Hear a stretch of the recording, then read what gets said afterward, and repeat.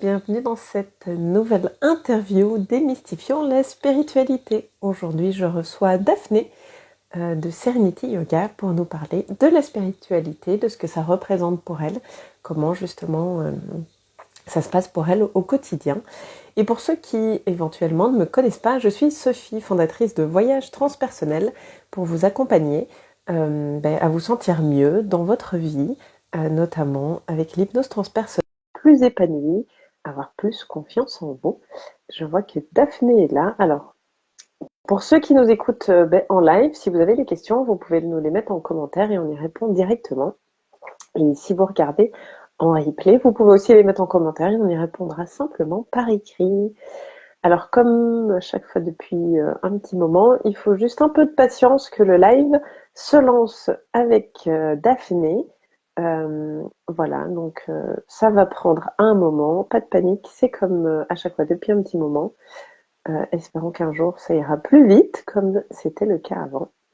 J'espère que vous allez bien. Donc voilà, quelques instants de patience que le live prenne. Donc on va découvrir Daphné qui est entre autres prof de yoga, mais elle va se présenter dans quelques instants quand la connexion sera établie. Hop, normalement ça doit le prendre. Je te vois Daphné, c'est juste, voilà, comme je te disais, ça y est, Voilà, un petit peu de patience et puis avant, ça marche. effectivement. Bonjour. Bienvenue Daphné, comment vas-tu? Merci beaucoup. Je vais bien. Je suis très contente de partager ce petit moment avec toi. Donc voilà, je suis contente que ça fonctionne. Oui, oui. Mais voilà, je ne sais pas pourquoi, mais parfois la technique, il faut un petit peu de patience, mais après, tout va bien. Donc voilà. Hello Delphine, Jürgen, bienvenue. Si vous avez des questions, vous pouvez les mettre en commentaire. Alors peut-être pour commencer, est-ce que tu veux bien te présenter pour les gens qui ne te connaissent pas? Avec plaisir. Donc, je suis Daphné, mais je pense que ça, tu l'as déjà dit. Et je suis professeure de yoga et sophrologue. Et mon cheminement vers tout ça a commencé quand j'étais assez jeune. En fait, j'ai eu un petit peu des soucis de santé quand j'étais adolescente et c'est ce qui m'a amenée vers cette voie de la sophrologie, du yoga, de la spiritualité, on va dire de manière plus large. Voilà, aujourd'hui, j'ai mon studio de yoga à Brenaleux et j'organise des retraites et des formations aussi de professeurs et je donne mes séances de sophrologie et voilà, je me sens vraiment très heureuse de ce beau chemin qui n'a pas toujours été facile, mais qui aujourd'hui m'apporte énormément de gratitude et ouais, je me sens vraiment, j'ai beaucoup de chance de faire ce beau chemin. Voilà. Ok. Un très beau studio d'ailleurs. Si vous avez jamais été, je vous conseille d'y aller. Vraiment, euh, voilà. Alors, entrons directement, je vais dire, dans le vif du sujet. C'est quoi pour toi la spiritualité, justement?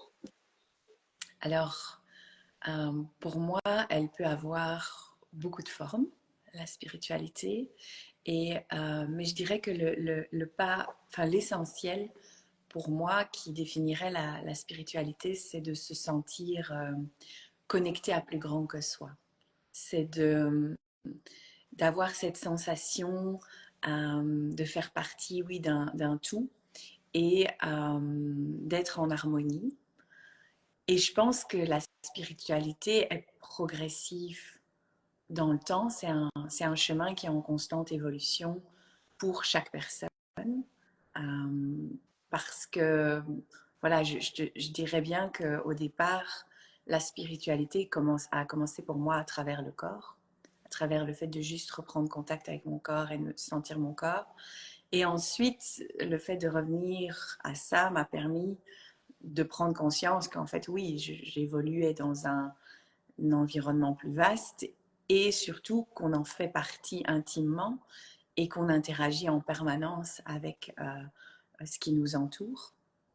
Et c'est aussi de retrouver, je pense, la magie dans tout.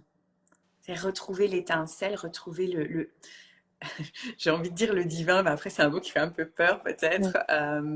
Mais c'est vraiment ça, c'est ce côté, quand on met de la conscience, quand on arrive à être en conscience, oui, c'est la beauté, la magie, l'expression magnifique, si je peux dire, de tout ce qui nous entoure. Et quand on regarde notre vie et ce qui nous arrive et les challenges auxquels on fait face sur un ensemble plus large, dans une vue plus vaste comme celle-ci, ça nous permet en fait de voir et de comprendre que oui, la vie ne peut pas être toujours la même ligne, toute flat, et donc on a besoin de moments, moi je dis souvent dans mes cours, on a des moments où on récolte et où c'est agréable, on prend nos forces, on se ressource, on se recharge. Et puis on a des moments où on apprend. Et les deux sont importants. Les deux, c'est indispensable à la vie, justement. Mhm. Voilà. Oui, puis tu disais, bah, si c'est plat, c'est comme les électroencéphalogrammes, si c'est plat, c'est qu'on est mort, et bah, ça aussi, ça monte, ça descend, donc c'est ça aussi la vie, quoi. Exact. Et la vie, Et c'est le mouvement, le changement, les cycles. Et je pense que la spiritualité, c'est s'harmoniser avec tout ça. C'est accepter, lâcher l'idée peut-être d'un bonheur éternel et perpétuel pour embrasser quelque chose qui s'approche plus d'un contentement global, quel que soit le flot du moment. Je sais pas si mhm. ça te parle. Que... Ouais, bien sûr. Et du coup, toi, tu disais, tu as commencé par le corps. Est-ce que justement, tu es entré, on va dire, là-dedans par le yoga? C'est comme ça que, je veux dire, la porte ouverte qui t'a amené, du coup, à tout ça? Alors au départ, c'était vraiment avec la sophrologie, parce que la sophrologie te ramène aussi vraiment dans ton corps, parce que j'étais vraiment en souffrance physique terrible et honnêtement, j'aurais pas été capable de faire ne fût-ce qu'une posture de yoga. Et après, quand ça a commencé à aller un petit peu mieux, là, j'ai pu commencer le yoga et effectivement, là, j'ai pu vraiment passer dans une autre dimension. Mais donc, je dirais que ça a plus commencé d'abord par juste revenir au corps, mais sans même bouger. C'était vraiment déjà juste respirer et se réapproprier la sensation du corps. Et puis, ça a pu être le mouvement. Ça s'est fait en plusieurs étapes. Ouais. Mhm. Après, j'ai fait énormément d'autres choses aussi. Mais c'est vrai que ce qui m'a le plus touchée, ça a été vraiment la sophro et le yoga. Et c'est pour ça que j'ai décidé d'en faire mon métier. Et ces deux techniques-là en particulier. Mhm. Ouais. Et souvent, Donc, il y a comme ça, parce qu'on est enfin, parce que ça nous a fait nous-mêmes du bien, on a envie, du coup, de le partager après à d'autres personnes. Donc, ouais. ça arrive souvent. Et comment peut-être toi tu le vis, je veux dire au quotidien, tu vois, la spiritualité? Alors, bah, j'ai beaucoup j'ai beaucoup de chance aujourd'hui. Ma vie est très orientée, évidemment, autour, comme pour toi, j'imagine, puisque c'est notre métier, donc on est beaucoup dedans. Mais malgré tout, je me dédie vraiment des moments spécifiques qu'on pourrait appeler rituels, qu'on pourrait appeler habitudes, comme on veut. Et donc, comme pour moi, pour l'instant, parce que ces rituels, ils changent dans le temps. C'est pas quelque chose que je fais pendant 10 ans, toujours la même chose. C'est tout le temps en évolution. Mais je vais vous partager celui du moment pour l'instant. Pour l'instant, ce que je fais, c'est que tous les matins, quand j'ai déposé mes enfants à l'école et que je reviens, que ma journée, on va dire, de travail commence, avant de faire quoi que ce soit, je prends quelque temps pour méditer. Parfois, ça peut être 5 minutes, 10 minutes, et puis parfois, ça va être plus long. Et les jours où je suis agitée, les jours où c'est difficile, je vais faire plus longtemps. Parce qu'en fait, c'est les jours où j'en ai le plus besoin. Et ça me permet de m'aligner, ça me permet de checker avec moi-même, en fait, qu'est-ce qui est vraiment essentiel, nécessaire aujourd'hui. Et ça va être principalement de la respiration. Ce que j'aime beaucoup faire aussi, c'est tirer une petite carte d'oracle, hein, pour me donner comme un peu mon thème de la journée, ou si j'ai un doute, ou si je me pose des questions, ça peut m'aider à me canaliser. Souvent, c'est tellement à propos que ça me fait rire moi-même. Okay. Parce qu'au fond, on sait déjà la réponse, hein, évidemment. Mais parfois, on a le mental, on a l'ego qui est là et qui dit tiens, aussi, tu as tout ça à faire, n'oublie pas ta to-do list. Incroyable. Donc Ou voilà. parfois, on a besoin d'une petite confirmation, quoi. Voilà, parfois, on a besoin d'un petit signe, tu vois, un petit signe de l'univers pour nous aider à bien rester sur la bonne pente. Et encore, enfin voilà, encore une fois, on veut démystifier ici par cette conversation. Et quand on dit l'univers, moi, il y a 10 ans, on me disait l'univers, ça me faisait peur, quoi. Je me disais, c'est quoi ce truc? Soyons honnêtes. Voilà. Et pourtant, aujourd'hui, c'est quelque chose que je revois, enfin, voilà, dont je suis convaincue et voilà. Donc, on évolue vraiment sur ce chemin de la spiritualité. Et c'est vrai que ce sont des expériences et c'est difficile de mettre des mots qui ne font pas peur, entre guillemets, sur ces expériences. Parce que oui, c'est difficile à décrire tant qu'on ne l'a pas expérimenté. Je ne sais pas si tu ressens ça aussi. Oui, souvent les mots nous limitent Mhm, aussi parce qu'il y a des choses que les mots vont peut-être pas être assez précis ou alors ça peut donner une autre connotation. Et puis, comme tu dis, pour moi, la spiritualité, c'est très personnel et c'est par les expériences. Et j'ai même l'impression qu'il y a plein de gens qui, en fait, pourraient être spirituels sans même le savoir, entre guillemets, ou savoir mettre des mots dessus parce que parfois, on a tendance à mettre des étiquettes. mhm. Euh, et comme tu disais tout à l'heure, par exemple, utiliser le mot divin, enfin, ça fait peur, ou alors pour beaucoup de monde, le divin est tout de suite associé à la religion, alors que justement, ça n'a rien à voir. C'est plutôt, on va dire, la religion qui s'est approprié ce mot et plein de choses, alors que de base, c'était pas du tout à connotation religieuse. Et c'est sûr que parfois, du coup, on se demande un peu quel mot on va utiliser, ou comme tu dis, l'univers. En fait, ça peut être aussi, on peut dire la vie. Enfin, ou croire en une énergie. Et pour certains, oui, c'est Dieu, mais c'est plein de synonymes en fonction de ce qui nous appelle, on va dire, le plus peut-être. Mhm. Mais je suis d'accord avec toi, hein, souvent les mots sont un Limite. peu limitants, quoi. Ah oui, clairement, voilà, c'est difficile de décrire pour moi, je dirais que c'est un sentiment d'unité, d'unité, de d'acceptation, d'amour, voilà. Quand on est dans ce moment où on est vraiment aligné, quand je termine comme ça ma méditation aussi, quand je donne mes cours de yoga, c'est vraiment ce sentiment comme ça qui m'habite. Je me sens, et pour moi, c'est ça la spiritualité. Ça, c'est l'expérience de mon corps, de mon être. Quand je l'expérimente vraiment, que j'ai cette sensation de vraiment le toucher du doigt et de vraiment l'être. Mais c'est vrai que c'est difficile à exprimer, à expliquer pour quelqu'un qui n'aurait jamais expérimenté ça. Mhm. Et je ne sais pas si tu as la même chose, mais ça c'est aussi, cette perception s'est affinée avec le temps pour moi. Tu vois, Ouais.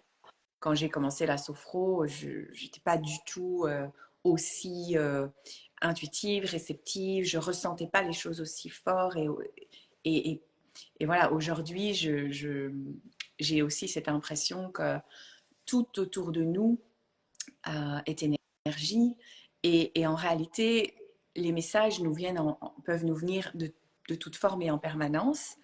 Et c'est quelque chose à laquelle je n'étais pas ouverte il y a quelques années encore. Euh, voilà, donc tout ça, c'est vraiment un cheminement plus qu'une un truc à atteindre dans lequel on reste. C'est pas du tout ça. Pour moi, c'est une recherche constante de cet équilibre, de cet état d'unité, de cet état de bienveillance, d'acceptation, de recul aussi quelque part, d'observation, où on est en auto-observation de nous, mais aussi de ce qui se passe. Ouais, je te dirais que ça englobe à peu près tout ça pour moi. C'est assez vaste, hein. Bah oui, oui, Et ce qui est intéressant, c'est vraiment de voir que pour enfin, chacun, on va dire, a sa propre définition et chacun le vit différemment. Et c'est ça aussi qui, je trouve, est beau. Et comme tu dis, c'est pas qu'il y a une destination arrivée parce que de toute façon, on évolue constamment. Donc c'est vraiment, comme tu dis, un cheminement et au fur et à mesure, on voit l'évolution et c'est ça aussi qui est intéressant et qui est super, super chouette aussi à vivre, je trouve. Donc, mais enfin ouais, moi j'adore ce sujet. Et comment, par exemple, toi, tu vois, ça t'aide, tu vois, par exemple, dans ta vie, dans ton quotidien. Voilà, tu parlais un peu de certaines pratiques, par exemple, mais est-ce que justement, tu vois, je sais pas, par exemple, tu vois, là tu disais, ça permet aussi de prendre du recul. Est-ce que, par exemple, ça t'a permis aussi d'être peut-être plus résiliente face à certaines épreuves? Tu vois, qu'est-ce que, oh, je veux dire, tu vois, vraiment dans la vie, ça peut, en tout cas chez toi, ça t'a apporté, tu vois. Alors, moi, ça a vraiment complètement changé ma vie. Parce que j'étais très, très angoissée. J'étais tout le temps dans le mental, tout le temps dans ma tête, en train de me faire 25 000 scénarios pour tout. Euh, et, euh, et voilà, oui, ça me rendait folle, entre guillemets. Et puis, il y avait aussi l'aspect douleur, l'aspect... moi, j'ai passé une grande partie de ma vie à me dire, mais pourquoi? Pourquoi la vie Qu'est-ce que j'ai fait? Je me suis trouvée dans une période vraiment très, très noire avec, oui, zéro optimisme. Et donc, c'était extrêmement pesant, difficile. Et surtout, je tournais en rond dans mes schémas, dans mes mécanismes et dans mes peurs et ça me rendait malade littéralement. Mon corps était malade, je souffrais, mon esprit était malade. C'était l'ensemble. Et, Mm. et petit à petit, en fait, il y a eu chaque fois des petits déclics, des choses qui ont pu bouger, évoluer. Aujourd'hui, quand il se passe quelque chose dans ma vie, même quelque chose de difficile ou qui me dérange, je vais pouvoir observer la situation avec recul. Je vais pouvoir euh, me dire, OK, maintenant c'est difficile, maintenant ça t'ennuie, mais ce ne sera pas pour toujours, déjà. Ensuite, tu ne connais pas l'image globale, tu ne connais pas le grand plan, si je peux dire, ou la grande histoire. Combien de fois dans nos vies, et j'en ai fait l'expérience, et je suis sûre que toi aussi tu en as fait l'expérience, il y a un truc qui nous arrive, et en fait, à la base, c'est un truc, on a l'impression que c'est vraiment négatif pour nous, quoi. C'est pas ce qu'on veut, c'est vraiment, c'est une tuile terrible qui nous arrive, on se dit, oh là là, franchement, je me serais bien passé de ça, enfin bon, voilà. Et en fait, 6 mois plus tard, ou un an plus tard, ou quelques années plus tard, on se dit, oh, mais heureusement, en fait, que ce truc m'est arrivé, parce que sinon, j'aurais jamais rencontré telle personne, ou fait telle chose, etc. Moi, honnêtement, je ne serais pas prof de yoga et sophrologue aujourd'hui si j'avais pas été malade quand j'étais jeune et que j'avais pas eu toute cette expérience très difficile. Et franchement, je changerais ma vie pour rien au monde.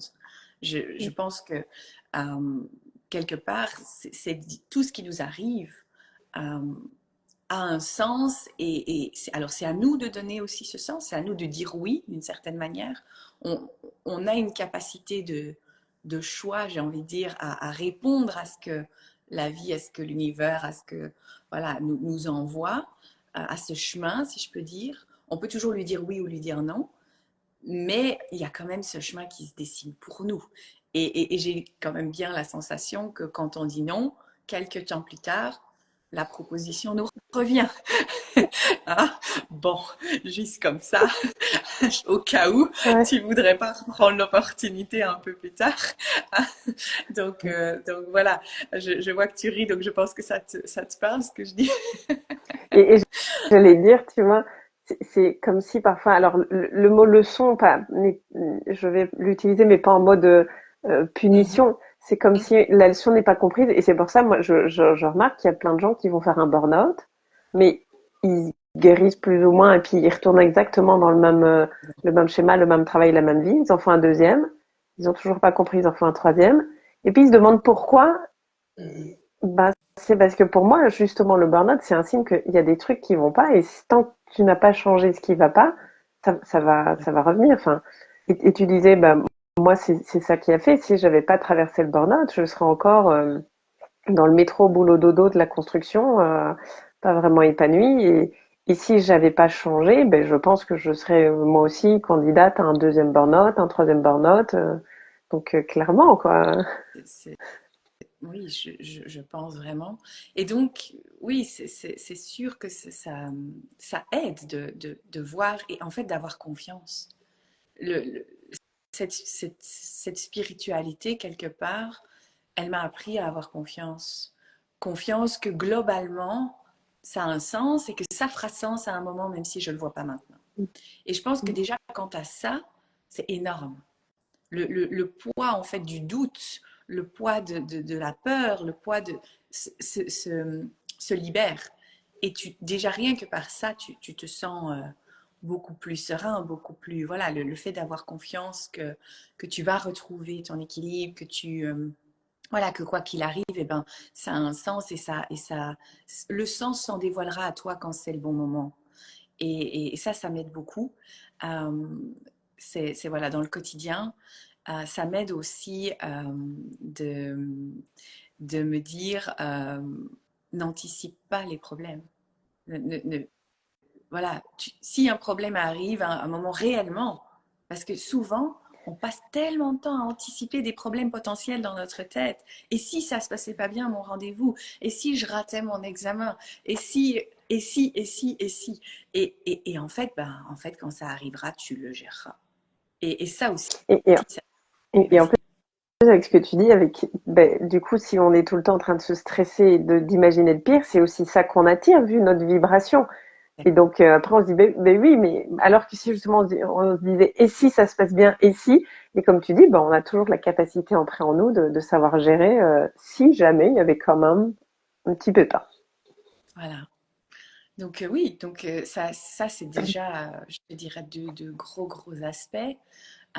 Et c'est aussi de prendre conscience, pour moi la spiritualité, c'est aussi de se rendre compte que nos pensées ne sont pas la vérité. Ce qu'on pense dans notre tête, c'est le filtre de notre expérience, c'est notre ego, c'est notre personnalité, c'est nos constructions mentales, et c'est OK d'en avoir. Elles sont utiles, elles nous servent. La peur, elle est utile. Hein. Voilà, on le sait, on la remercie. Merci, merci. Sinon, peut-être qu'on ferait n'importe quoi et que ce serait une catastrophe. On Et que, traverserait la voilà, rue quand il y a des voitures qui ça arrivent. préserve la vie, la peur préserve la vie, donc elle est utile.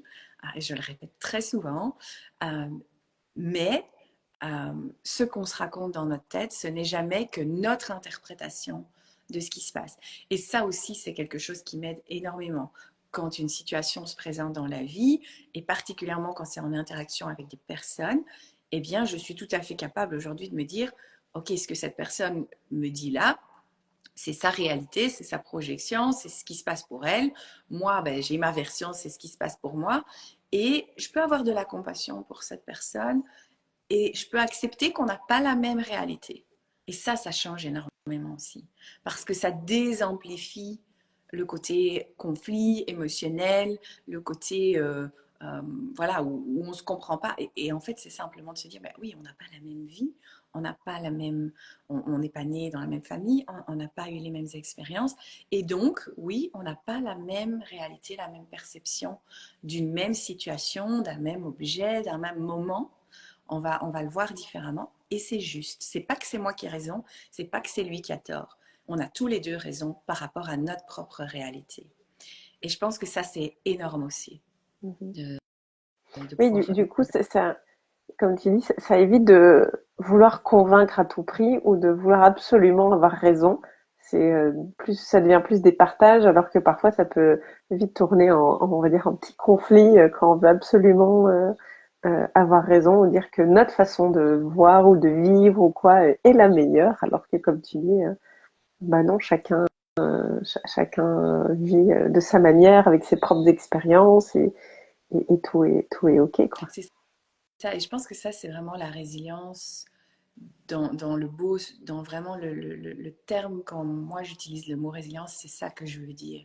C'est vraiment c'est cette acceptation de l'autre tel qu'il est, en sachant qu'on est différent. Ça ne veut pas dire qu'on ne peut pas mettre nos limites si c'est pas OK, mais simplement qu'on peut comprendre, on peut se mettre à la place de la personne et se dire, bah oui, voilà, voilà son point de vue, c'est OK. Et ça ne touche plus du tout autant aussi, parce qu'on se rend bien compte que la personne ne s'attaque pas à nous.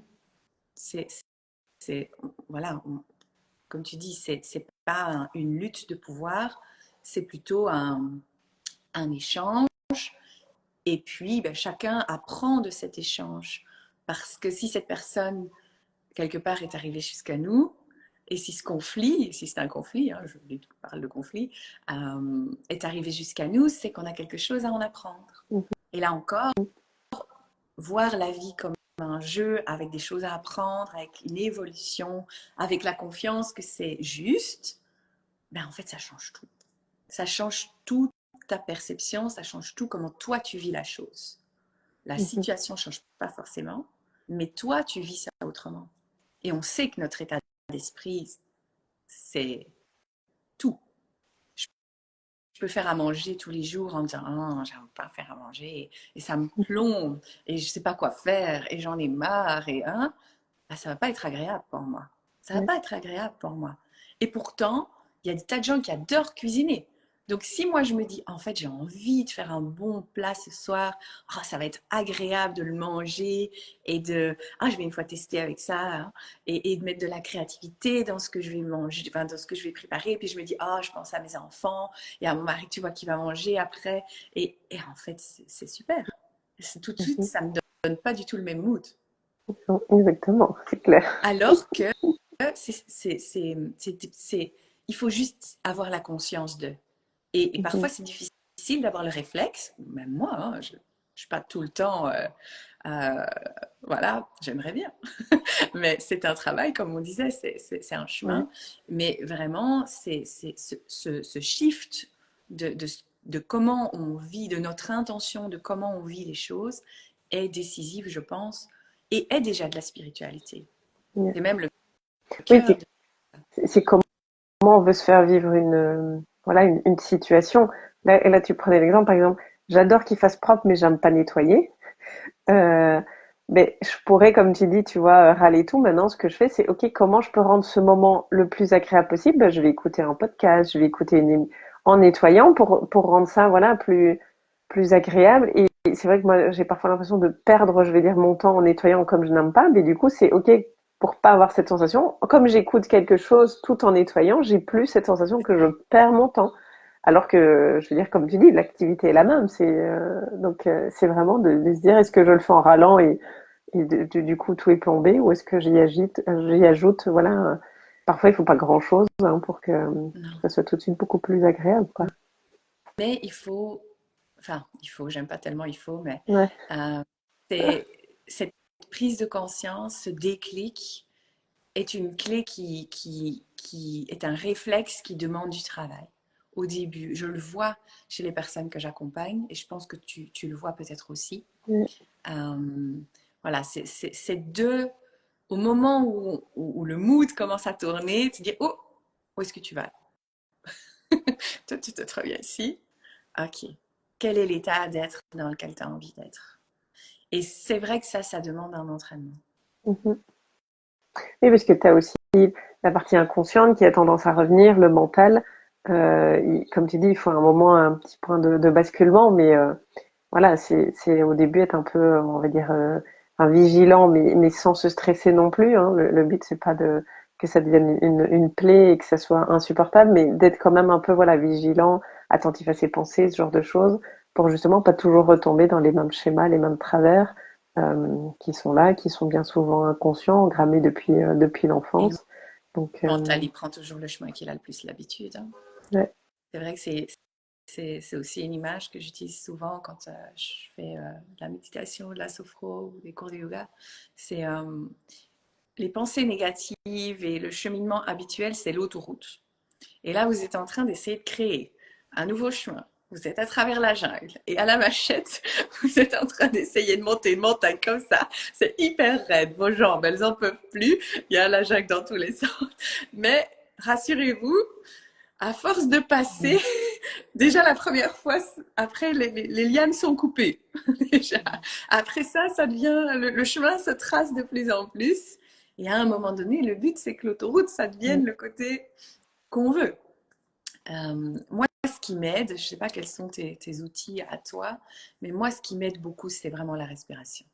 Alors évidemment, quand je suis vraiment des choses très intenses, très difficiles, je vais avoir besoin peut-être d'une heure de yoga, de vraiment me mettre dans ma bulle et de voilà. Mais dans le quotidien, pour les petits trucs où le mental va tendance à avoir à partir, je vais ou à retourner dans ses travers, tu vois, d'auto-dénigrement ou de jugement. Je vais vraiment utiliser la respiration et ça 1 minute. Hein. Ça me prend 1 minute pour juste revenir. Revenir maintenant. Et donc, ce que tu avais envie à la base, c'était quoi? Ou voilà, ou ce que tu aurais aimé dire à cette personne, c'était quoi? Tu peux encore le faire. Ça aussi, c'est un autre truc parce que je rebondis sur ce qu'on discutait parce qu'on s'est un peu éloigné, je crois. C'est le rien n'est jamais trop tard. Et fais ce que tu sens qui est juste. C'est quelque chose. Moi, j'ai beaucoup. Je me suis beaucoup auto-sabotée et beaucoup jugement terrible, etc. Mais surtout, je ne me faisais pas confiance. Et ça m'a apporté de me dire suis ton intuition, en fait. Suis ton intuition parce que souvent, c'est juste. Et, et voilà, et parfois ça demande du courage parce que on n'ose pas toujours se montrer comme on est réellement ou dire ce que ça nous a blessé ou ça nous a touché ou voilà. Et en fait, oser se montrer vulnérable, c'est oser, en fait, c'est donner la permission à l'autre aussi d'être authentique et de se montrer vulnérable. Et en fait, ça résout en général tout. Combien de fois, et franchement, j'aurais une liste d'exemples interminables de situations où j'ai pu enfin appliquer ça et où en fait je me suis vraiment rendu compte que oui, c'était toujours la clé. Quand j'hésite dans une situation maintenant, quand je suis face à un doute, où je vais toujours choisir celle qui va apporter le plus de bienveillance et d'amour, tu vois. Quand j'hésite, je choisis toujours ça. Et ça ne m'a jamais trompée. Ça a toujours été voilà, la bonne voie pour moi. Et ça, je pense que c'est vraiment aussi cette philosophie de vie, tu vois, cette spiritualité qui m'imprègne de plus en plus et que j'imprègne de plus en plus dans mon quotidien, qui me permet de le faire. Oui, et puis comme tu dis, par exemple, tu parlais d'intuition, parfois notre intuition va nous faire, enfin, on sent quelque chose qui, justement, au niveau mental, pourrait paraître un peu fou, genre, je sais pas, ce qui me vient comme exemple, ça serait pour des entrepreneurs peut-être d'investir dans une formation ou un programme alors qu'ils ont peut-être pas spécialement l'argent, mais l'intuition est là. Et ben, le mental serait en mode, ben non, c'est pas le moment, on n'a pas l'argent et tout. L'intuition est là, et c'est de dire, ok, ben j'ai l'intuition, je le fais, je suis, et puis justement, cette formation ou ce programme va amener. Et oui, c'était une bonne chose de suivre l'intuition, et du coup, à force de le faire, ben, souvent aussi les gens qui n'ont pas cette habitude, vont de plus en plus faire confiance à leur intuition. Alors, il y a des gens qui sont, je vais dire, peut-être plus intuitifs, enfin, qui ont gardé ce côté intuitif depuis l'enfance et qui l'ont gardé voilà à l'âge adulte et du coup ils sont habitués. Mais pour ceux justement qui parfois s'en sont déconnectés à un moment, ben, ça peut être utile de commencer peut-être par des petites choses et de voir et ça arrive à tout le monde. Enfin l'exemple le plus courant et à chaque fois que je le dis les gens me disent ah ben oui quand ils disent j'ai pas d'intuition mais je leur dis si vous êtes en voiture ça vous est certainement déjà tous arrivé à un moment où tout d'un coup, vous êtes à un carrefour et vous sentez d'aller à droite, mais votre mental dit d'aller tout droit parce que c'est le chemin habituel. Et vous tombez dans un bouchon où il y a des travaux. Et là, vous vous dites, ah, j'aurais dû aller à droite, je le savais. Mais c'est votre intuition, donc on l'a tous. Et ça, c'est un petit exemple, je veux dire, mais on a tous parce que c'est bien plus facile de faire ça avec un petit exemple que quand c'est une grande décision, bien entendu. Mais au plus on écoute et au plus, ben, même dans les grandes décisions, on va suivre son intuition parce qu'on sait que c'est la meilleure chose la meilleure chose à faire, quoi. Et en Donc, fait, il faut commencer avec les petites choses. Parce que c'est là qu'on entraîne ce réflexe, c'est là qu'on fait ouais, nos essais, qu'on prend la confiance aussi. C'est dans les petites choses, parce que comme tu dis, là, on ose plus facilement. Et après, ça construit cette confiance pour des décisions plus importantes. Ouais. mhm, ouais. Et alors, il n'y a jamais d'obligation, hein, bien entendu, mais est-ce que il y aurait, par exemple, une expérience spirituelle que tu as vécue et que tu auras envie de partager avec nous aujourd'hui? Ouf, ah bah, il y en a beaucoup, Oui, mais souvent il y en a plein, mais ouais. voilà, je sais pas s'il y en a une que tu auras envie de partager. Bien entendu, après, il n'y a pas d'obligation parce que parfois c'est super personnel, donc voilà. Oui, alors écoute, je réfléchis un petit peu. Je voudrais pas non, parce que souvent c'est, comme on disait au début, c'est des expériences qui sont très euh, porteuses pour nous. Avec des mots, elles paraissent un petit peu Petit peu bizarres. folle. Voilà, voilà. Mais oui, clairement, je vais prendre un exemple qui est accessible, je vais dire. Euh, Par exemple, quand je pratique parfois, ou là j'ai un moment en tête, donc je vais parler de celui-là. Quand j'ai fait ma formation de Yin Yoga, euh, lors d'une des pratiques, donc c'est une pratique où on reste longtemps dans les postures, on reste vraiment dans la respiration et dans oui, c'est cette bulle, si je peux dire. Et, et en fait, j'étais là dans cette expérience et j'ai vraiment senti, donc j'étais encore à ce moment-là, certaines zones de mon corps souffraient encore et j'avais beaucoup de difficultés. Et j'ai eu vraiment la sensation que ma hanche, donc une partie de ma hanche à un moment donné, pouvait vraiment comme s'ouvrir. Et j'ai vu des images, des couleurs et des mots qui me sont venus, qui m'ont touchée à une intensité très profonde. J'avais les larmes aux yeux, voilà, et c'était vraiment comme une libération. Et suite à ça, cette zone de hanche où j'avais souvent très très mal, etc., a complètement guéri. Et j'ai vraiment ressenti comme si c'était que mon corps était enfin prêt à me donner le message que j'avais besoin d'entendre et que j'ai pu le recevoir, que j'ai pu l'accueillir dans cet état de lâcher prise sans le juger parce que c'était dur à entendre ce qu'il m'a dit. C'était oh, voilà, oui, c'est vrai, j'ai fait ça, oui, j'étais très dure avec moi, oui, oui, oui, oui, mais je pouvais le recevoir et je pouvais l'entendre et ça m'a, oui, vraiment, c'est un des moments où vraiment j'ai pu vraiment expérimenter, sentir profondément comme ça une transformation, un shift, voilà, puissant, mais j'ai envie de dire, c'est une parmi des dizaines d'expériences comme celle-là. Volontairement, je choisis quelque chose de accessible. Je ne voudrais pas faire fuir tous tes abonnés. C'est ok. Bon, après, peut-être tu vois, avec parfois ce que je partage, ça devrait aller, tu vois. Mais, oui, et comme tu dis, c'est que tu étais prête, tu vois, aussi à ce moment-là. Et parfois, c'est ça aussi que moi je dis aux gens, il faut pas forcer. Parce que ben, ça arrive au moment où on est prêt. Euh, donc, comme tu disais, il faut pas chercher les problèmes non plus. Ils arrivent. S'il y a voilà, une étape à franchir, elle arrivera bien toute seule. Et c'est la même chose, voilà, quand il y a des messages à recevoir, des guérisons, quoi. Faut pas non plus forcer à tout prix. Quand on est prêt, ben voilà, ça se libère, le message arrive, peu importe, quoi. Et la guérison, du coup, peut aussi Au mieux, arriver, quoi.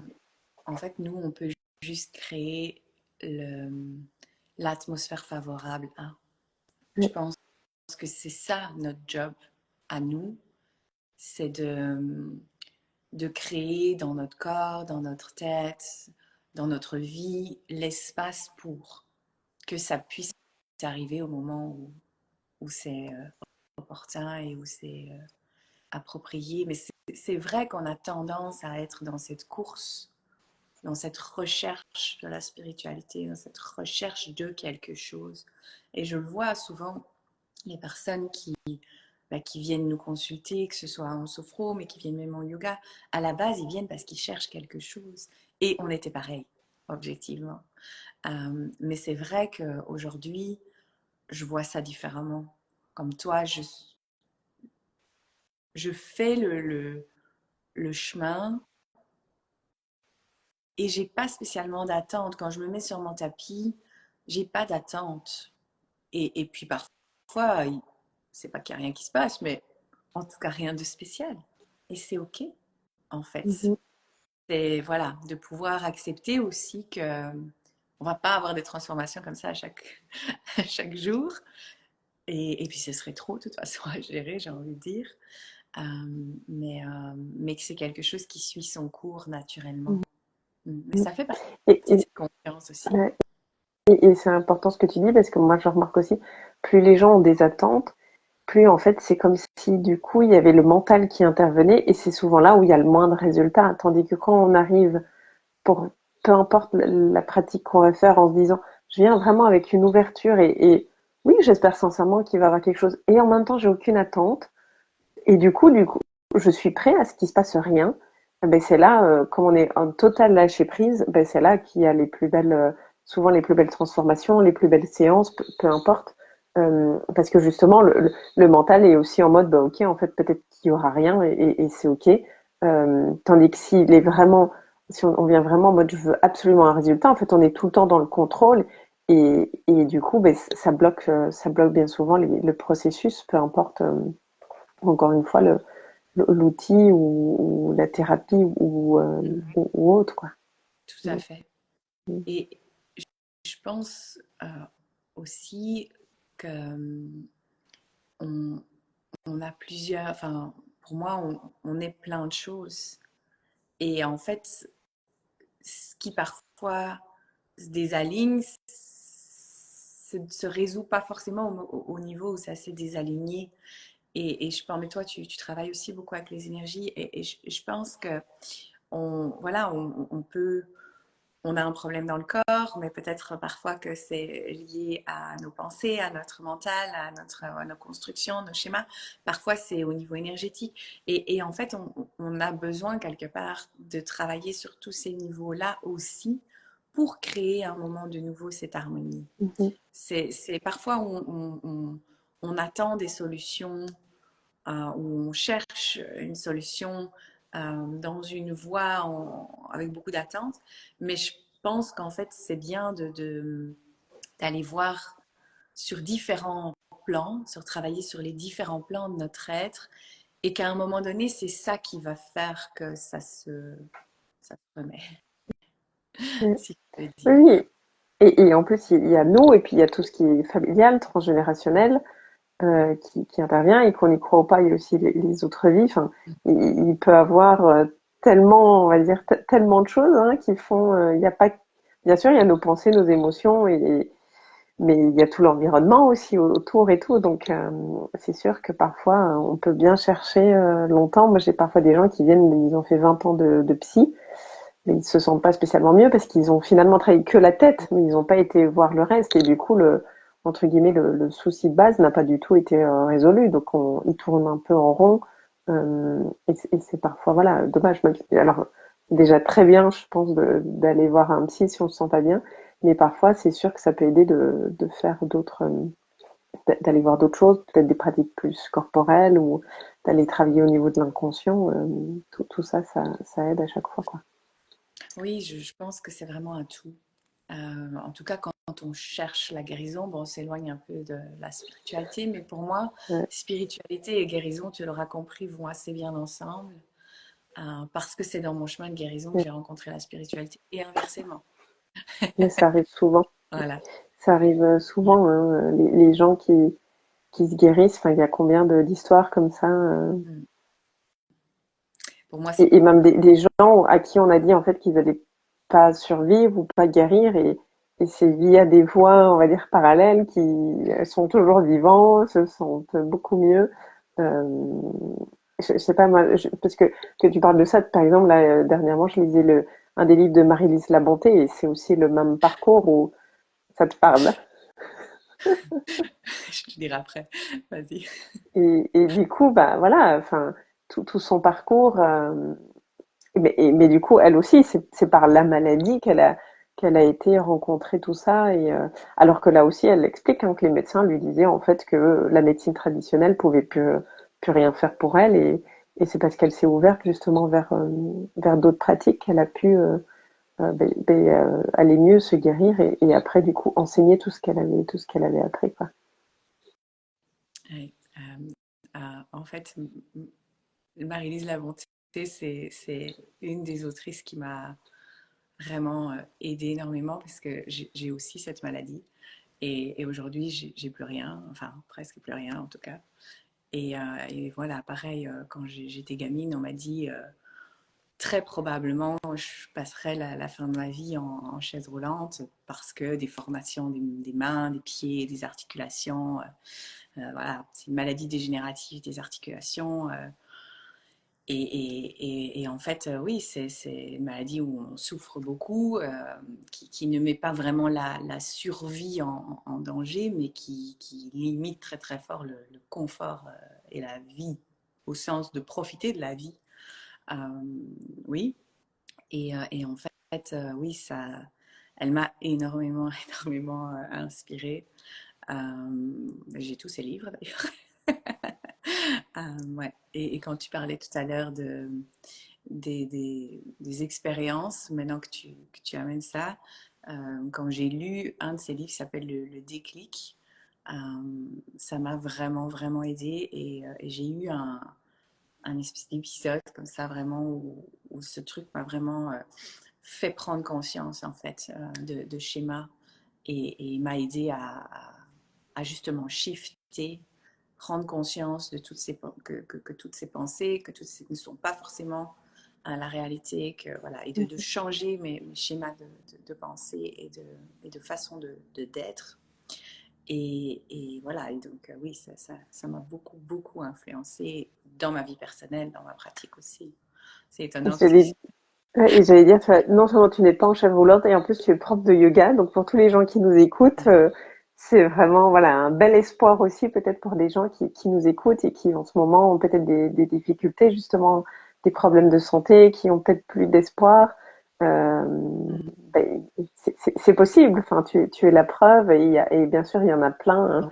ah oui, Marie-Lise Lamonté aussi, et il y en a plein d'autres que c'est possible, quoi. ouais, ouais. Donc Mais c'est beau. c'est curieux que tu...